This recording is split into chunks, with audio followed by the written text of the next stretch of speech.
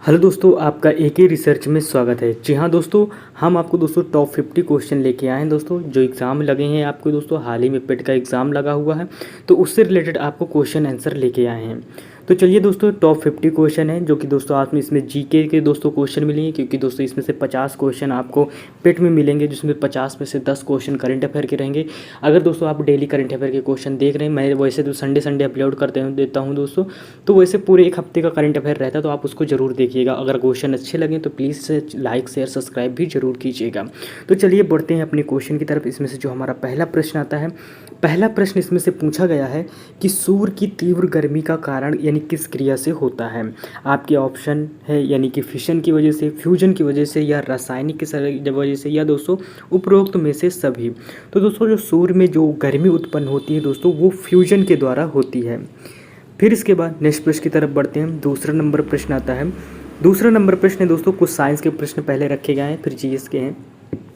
दूसरा नंबर प्रश्न इसमें से फोर्स की एसआई इकाई क्या है। जी हाँ दोस्तों, फोर्स यानी बल की न्यूटन, जूल, डाइन, तार। तो दोस्तों इसकी जो फोर्स की दोस्तों जो इकाई है एसआई, वो दोस्तों वो न्यूटन इकाई होगी। फिर इसके बाद नेक्स्ट प्रश्न की तरफ बढ़ते हैं। नेक्स्ट प्रश्न हमारा 3 नंबर प्रश्न आता है। 3 नंबर प्रश्न में पूछा गया है आपसे कि इनमें से कौन सा पदार्थ रेडियो एक्टिव नहीं है। जी हाँ दोस्तों, रेडियम, पोलेनियम, या दोस्तों थोरियम, या दोस्तों इरिडियम। इनमें से ऐसे क्वेश्चन आते हैं दोस्तों जिसमें से कई बार एग्जाम में पूछा गया है। ये क्वेश्चन दोस्तों पिछली बार पेट में पूछा गया प्रश्न है। तो दोस्तों इसका जो हमारा सही आंसर होगा दोस्तों, वो होगा इरिडियम। फिर इसके बाद नेक्स्ट प्रश्न की तरफ बढ़ते हैं। नेक्स्ट पर 4th नंबर प्रश्न आता है। 4th नंबर प्रश्न इसमें से पूछा गया है कि लोहे पर यानी कि जिंक का आवरण चढ़ाने की क्रिया को क्या कहते हैं। जो दोस्तों एक लोहे में आपने देखा हो दोस्तों, जो कोटिंग लगाई जाती है, जंग लगने से बचाया जाता है, इसका मेन कारण होता है, इसको क्या बोलते हैं। ऑप्शन है आपके सामने, स्मैल्टिंग, गैल्वेनाइजिंग, या दोस्तों रस्टिंग, या कोरोजन। तो दोस्तों इसका जो हमारा सही आंसर होगा वो दोस्तों यानी कि नाइजिंग बोलते हैं इसे, गैल्वेनाइजिंग। फिर इसके बाद नेक्स्ट प्रश्न आता है। नेक्स्ट प्रश्न 5 नंबर प्रश्न आता है। 5 नंबर प्रश्न में पूछा गया है कि नाइट्रोजन किसका आवश्यक तत्व है। जी हाँ दोस्तों, नाइट्रोजन होता है वो किसका एक दोस्तों यानी कि आवश्यक तत्व, इंपॉर्टेंट पार्ट है। खाद का, विस्फोटक का, प्रोटीन का, या डीडीटी का। तो इसमें से आपको बताना है दोस्तों, जो ये दोस्तों नाइट्रोजन है दोस्तों, ये प्रोटीन का सबसे मेन पॉइंट होता है, आवश्यक तत्व है, एलिमेंट। फिर इसके बाद 6 नंबर प्रश्न आता है। 6 नंबर प्रश्न में पूछा गया है कि साइनोबैक्टीरिया किसका नया नाम है।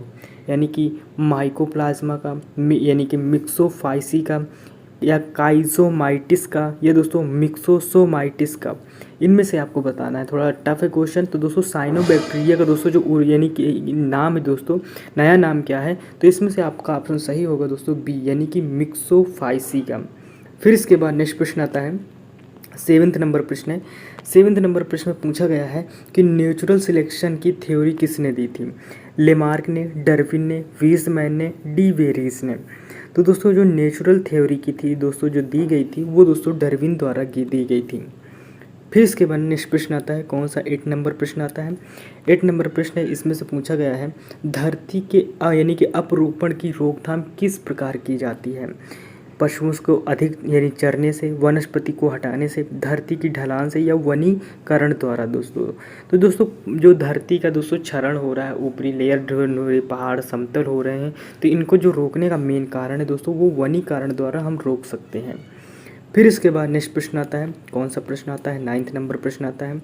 9th नंबर प्रश्न में पूछा गया है आपसे कि यानी कि मियोसिस की कौन सी अवस्था में कियाजामेटा बनता है। यानी दोस्तों लैप्टोनिन का, जाइगोटीन का, इंटरफेज का, या डिप्लोटीन का। तो दोस्तों इसका जो सही आंसर होगा वो डिप्लोटीन होगा। फिर इसके बाद नेक्स्ट प्रश्न बनता है, 10 नंबर प्रश्न आता है। 10 नंबर प्रश्न दोस्तों इसमें से पूछा गया है अग्न्याशय में कौन सा हार्मोन्स बनता है। ऑप्शन इंसुलिन, ट्रिप्सिन, थायरॉक्सिन, या एड्रेनालिन। तो दोस्तों जो हमारे अग्न्याशय होता है, जहाँ पर भोजन पचता है, उसमें दोस्तों इंसुलिन बनता है, जो दोस्तों खाने को पचाने में आसानी बनाता है, यानी शुगर को पचाता है इंसुलिन। फिर इसके बाद आपने कभी कभी देखा होगा दोस्तों, इसमें से जो इंसुलिन का कुछ लोग इंजेक्शन लेते हैं दोस्तों, जो शुगर पेशेंट होते हैं वो इंसुलिन का इंजेक्शन लेते हैं, जिससे उनका दोस्तों शुगर कंट्रोल रहता है। तो इसको ऐसे भी समझ सकते हैं। फिर इसके बाद 11th नंबर प्रश्न आता है। 11th नंबर में पूछा गया है हीमोग्लोबिन के बनने में कौन सी धातु मुख्य है। कैल्शियम, फास्फोरस, पोटेशियम या लोहा। तो दोस्तों जो हीमोग्लोबिन बनने के जो कौन सी धातु मुख्य धातु होती है वो दोस्तों आयरन यानी कि लोहा होता है, जिसमें से हीमोग्लोबिन में पाया जाता है, हमारे ब्लड में पाया जाता है दोस्तों, लोहा पाया जाता है। फिर इसके बाद 12th नंबर प्रश्न आता है। 12th नंबर प्रश्न है, इसमें से पूछा गया है कौन सी गैस पर्यावरण को प्रदूषित करती है, यानी NO2 करती है, CO2 करती है, SO2 करती है दोस्तों, O2 करती है। तो दोस्तों जो पर्यावरण को है दोस्तों प्रदूषित करती है वो SO2 करती है। फिर इसके बाद नेक्स्ट प्रश्न आता है। नेक्स्ट प्रश्न आता है कौन सा है, यानी कि 13 नंबर प्रश्न आता है। 13 नंबर प्रश्न है दोस्तों, इसमें से पूछा गया है यानी कि किसी इकोसिस्टम में रह रहे जीवों के समूह को क्या कहते हैं। बायोस्फीयर कहते हैं, बायोटिक कम्युनिटी बोलते हैं, बायोटिक एनवायरनमेंट बोलते हैं या बायोम बोलते हैं। तो दोस्तों इसका जो हमारा सही आंसर होगा, यानी इकोसिस्टम में जो रह रहे जीवों को बोला जाता है दोस्तों बायोम बोला जाता है। फिर इसके बाद नेक्स्ट प्रश्न आता है, 14 नंबर प्रश्न आता है। 14 नंबर प्रश्न दोस्तों, इसमें से पूछा गया है, आपसे पूछ रहा है कि सबसे कम संद्रंद मृदा कौन सी है। दोमट, चाकी खड़िया, चिकनी मिट्टी, लवड़ी।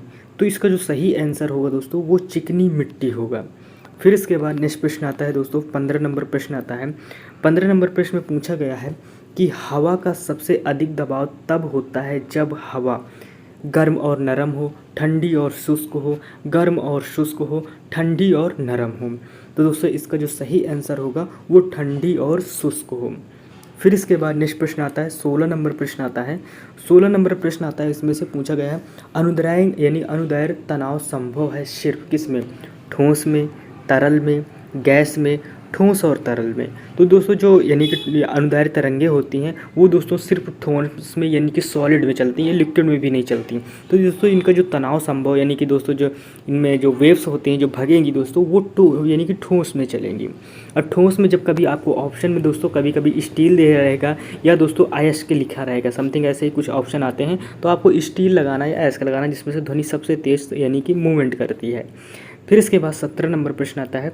17 नंबर प्रश्न में है यानी टैकोमीटर एक यंत्र है जिसे हम नाप सकते हैं गुरुत्वाकर्षण बल को, इलास्टिक फोर्स को, घूमने की गति को, पृष्ठ तनाव को। तो इसका जो हमारा सही आंसर होगा दोस्तों, जो टैकोमीटर एक यंत्र है दोस्तों ये किसका है, ये दोस्तों घूमने की गति को दोस्तों डिनोट करती है। फिर इसके बाद नेक्स्ट प्रश्न आता है, 18 नंबर प्रश्न आता है। 18 नंबर प्रश्न में पूछा गया है आपसे कि दिए गए आयतन और तापमान पर दबाव कैसे बदलता है, यानी कि जो दिया गया एक आयतन है उसमें टेम्परेचर और दोस्तों प्रेशर कैसे बदलता है। गैस के भार की रैखिक दिशा में, गैस के भार के प्रतिलोम दिशा में यानी इन्वर्स में, या गैस के भार के वर्ग के प्रतिलोमवादी में यानी इन्वर्स दिशा में, या गैस के भार के से स्वतंत्र रूप में। तो दोस्तों इसका जो सही आंसर होगा वो गैस के भाग यानी कि जो भार होगा कि रैखिक दिशा में, जो जिस तरफ गैस का भार होगा, जिस तरफ उसकी डायरेक्शन चलेगी दोस्तों, उसी डायरेक्शन के हिसाब से तापमान का आयतन टेम्परेचर बदलता रहता है। फिर इसके बाद नेक्स्ट प्रश्न आता है, 19 नंबर प्रश्न आता है। 19 नंबर प्रश्न इसमें से पूछा गया है आपसे, इसमें से पूछा गया है दोस्तों, क्या पूछ रहा है, इसमें से पूछ रहा है कि जब प्रकाश की किरण किसी माध्यम से गुजरे तो संपूर्ण इंटरनल रिफ्लेक्शन नहीं मिलता। कांच से वायु में, कांच से पानी में, या पानी से कांच में, या पानी से वायु में। इनमें से आपको बताना है। अगर ऑप्शन आपको, अगर इसमें से किसी भी क्वेश्चन का अगर आपको आंसर आ रहा है तो आप कमेंट बॉक्स में ज़रूर लिखिएगा, उसका आंसर भी लिखिएगा कि मुझे ये आ रहा है, इस क्वेश्चन का प्रश्न आ रहा है। तो दोस्तों इसका जो हमारा सही आंसर होगा वो पानी से कांच में। और भी कोई आपकी डिमांड हो अगर क्वेश्चनों से रिलेटेड लेके, तो आप उसे ज़रूर बताइएगा, हम उसे पूरी करने की कोशिश करेंगे। फिर इसके बाद नेक्स्ट प्रश्न आता है कि हमारी आंखों में कौन से प्रकाश के लिए अधिक संवेदनशील है, यानी नीला प्रकाश है, लाल प्रकाश है, पीला हरा प्रकाश है, या बैंगनी प्रकाश है। तो दोस्तों जो हमारी आंखों से प्रकाश के लिए जो अधिक संवेदनशील होता है दोस्तों वो दोस्तों पीला प्रकाश होता है, यानी कि पीला और दोस्तों हरा प्रकाश होता है। फिर इसके बाद नेक्स्ट प्रश्न आता है, नेक्स्ट प्रश्न 21 नंबर आता है। 21 नंबर हमसे पूछ रहा है, क्या पूछ रहा है कि दोस्तों यानी कि कंपास की सुई विस्थापित होती है जब उसे किसी ऐसी वस्तु के समीप रखें। जी हाँ दोस्तों, पहले के लोग कंपास यूज़ करते थे। कंपास में दोस्तों साउथ और नॉर्थ और साउथ की तरफ दोस्तों एक सुई रहती थी, जो सुई वो हमेशा उस तरफ के दोस्तों दिशा कन्वर्ट करती थी, जिसे हम बताती थी।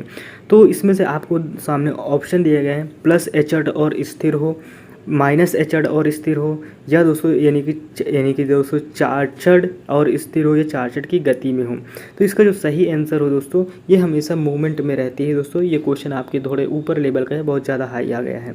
फिर इसके बाद दोस्तों 22 नंबर प्रश्न आता है। 22 नंबर प्रश्न में पूछा गया है कि धरती के चुंबकीय क्षेत्र में कौन सा ऐसा स्थान है जहाँ क्षैतिज घटक ना हो? चुंबकीय ध्रुव, उत्तर ध्रुव, दक्षिण ध्रुव, चुंबकीय निरक्षक। तो इसमें से दोस्तों जो सही आंसर होगा दोस्तों, वो चुंबकीय ध्रुव होगा, यानी कि ऑप्शन ए सही होगा हमारा। फिर इसके बाद नेक्स्ट प्रश्न आता है, यानी कि 23 नंबर प्रश्न आता है। 23 नंबर प्रश्न में है, यानी कि न्यूट्रॉन की खोज किसने की? रदरफोर्ड ने, चैडविक ने, नील बोहर ने, या दोस्तों मिल्कॉन ने?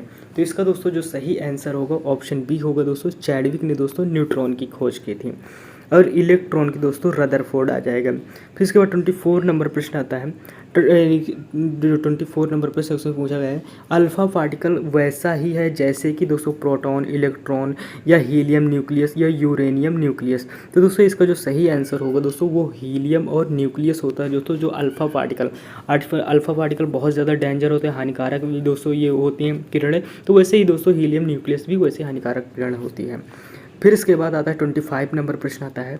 25 नंबर प्रश्न में है, ट्रांजिस्टर वास्तव में एक क्या है? इंसुलेटर है, कंडक्टर है, सेमीकंडक्टर, या दोस्तों रामियोनिक वाल्व है?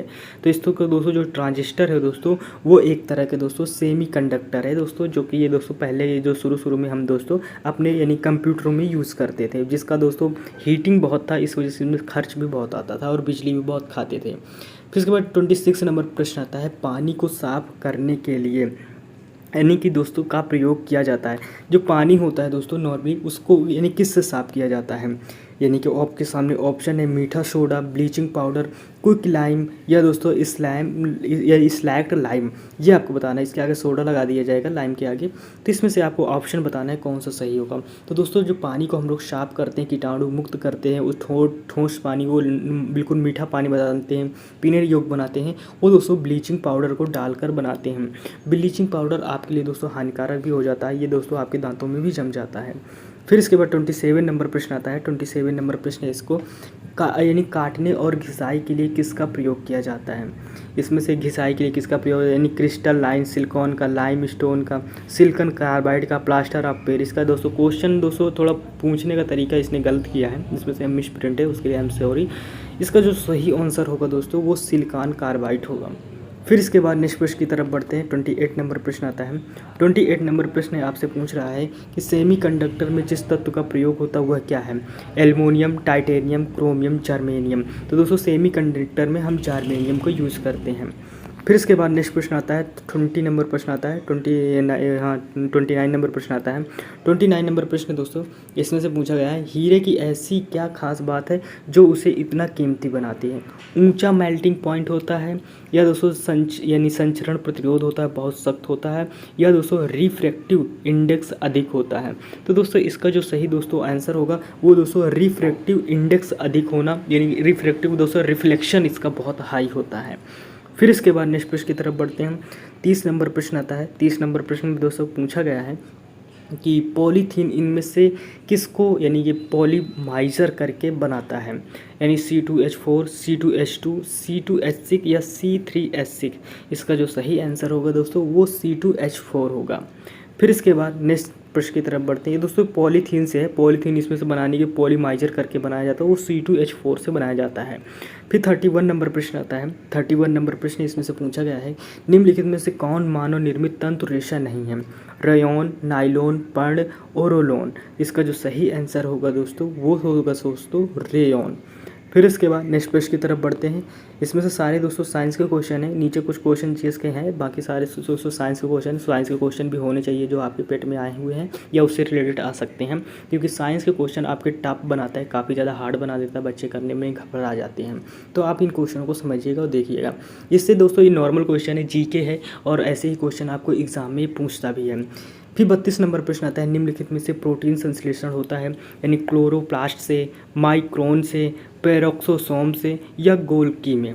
तो दोस्तों इसका जो सही आंसर होगा वो क्लोरोप्लास्ट होगा। फिर इसके बाद नेक्स्ट प्रश्न की तरफ बढ़ते हैं। 1 मिनट दोस्तों, नेक्स्ट प्रश्न यानी कि हमारा थोड़ा छोटा हो गया PDF, इसको बड़ा कर लेते हैं।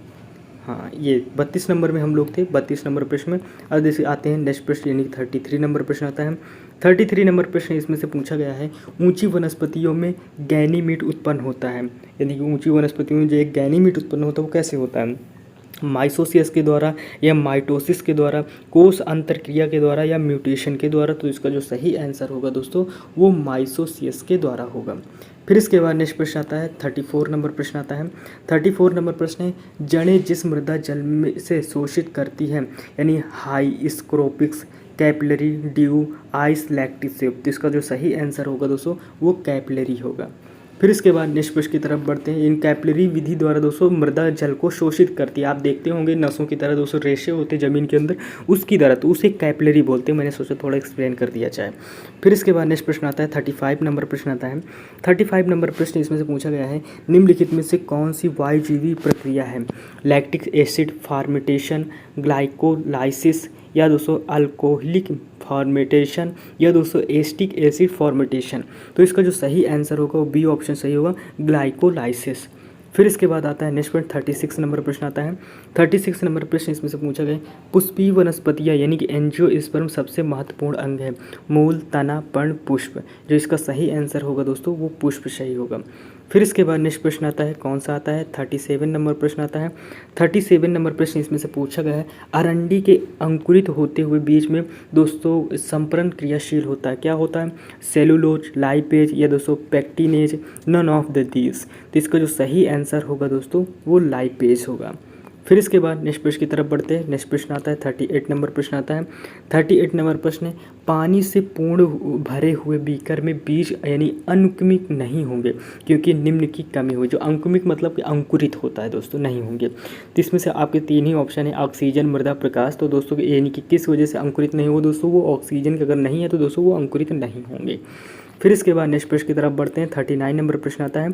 39 नंबर प्रश्न आपसे पूछ रहा है कि पादक हलन चलन जो कि बाह्य चेतना द्वारा प्रेरित किया जाता है क्या कहलाता है? ऑटोनोमिक हलन चलन बोलते हैं, या सिस्मोनोस्टिक बोलते हैं, या निक्टिनोस्टिक बोलते हैं, या पैराटोनिक हलन चलन बोलते हैं। जो इसका सही आंसर होगा दोस्तों वो होगा पैराटोनिक हलन चलन होगा। फिर इसके बाद नेक्स्ट प्रश्न आता है 40 नंबर प्रश्न आ जाता है। 40 नंबर प्रश्न दोस्तों इसमें से पूछा गया है कि यानी कि पोंसिटिया के फलों के साथ संबंधित संरचना है, सेपल्स है, पेटल्स है, ब्रैक्ट्स है, टेपल्स है। तो इसका जो सही आंसर होगा दोस्तों वो ब्रैकेट यानी कि ब्रैक्टस होगा। फिर इसके बाद नेक्स्ट प्रश्न आता है, वो 41 नंबर प्रश्न आता है। 41 नंबर प्रश्न है कि प्याज में भोजन संग्रहित होता है, कैसे संग्रहित होता है? जो प्याज में भोजन संग्रहित हो कैसे, किस रूप में? शर्करा के रूप में, स्टार्च के रूप में, सेलुलोज के रूप में, प्रोटीन के रूप में। तो दोस्तों प्याज में जो भोजन होता है इकट्ठा होता है दोस्तों वो स्टार्च के रूप में इकट्ठा होता है, जिससे दोस्तों प्याज अपना पेट भरता है दोस्तों। फिर इसके बाद नेक्स्ट प्रश्न आता है 42 नंबर प्रश्न आता है, प्राणियों में श्वसन की गति तापमान बढ़ने से क्या होता है? बढ़ती है, घटती है, कोई परिवर्तन नहीं, धीरे धीरे घटेगी। तो दोस्तों क्या है, अगर प्राणी यानी श्वसन की गति बढ़ा दिया जाए तो बॉडी का टेम्परेचर भी दोस्तों बढ़ता है, तो इससे क्या होगा? बढ़ेगा ऑटोमेटिक। फिर इसके बाद नेक्स्ट प्रश्न आता है 43 नंबर प्रश्न आता है। 43 नंबर प्रश्न इसमें से पूछा गया है, प्रिंसिपल ऑफ इकोनॉमिक्स पुस्तक के लेखक कौन है? Adam Smith, Marshall, doctor Manmohan Singh, Robinson. तो दोस्तों प्रिंसिपल ऑफ इकोनॉमिक्स के जो राइटर हैं वो मार्शल हैं। फिर इसके बाद नेक्स्ट प्रश्न आता है, कौन सा? 44 नंबर प्रश्न आ जाता है। 44 नंबर प्रश्न दोस्तों, पंचमेश्वर परियोजना किन दो देशों की संयुक्त परियोजना है? भारत और भूटान, भारत और नेपाल, भारत और बांग्लादेश, भारत और पाकिस्तान। इसका जो सही आंसर होगा दोस्तों वो भारत और नेपाल होगा। फिर इसके बाद नेक्स्ट प्रश्न की तरफ बढ़ते हैं। नेक्स्ट प्रश्न 45 नंबर प्रश्न आता है।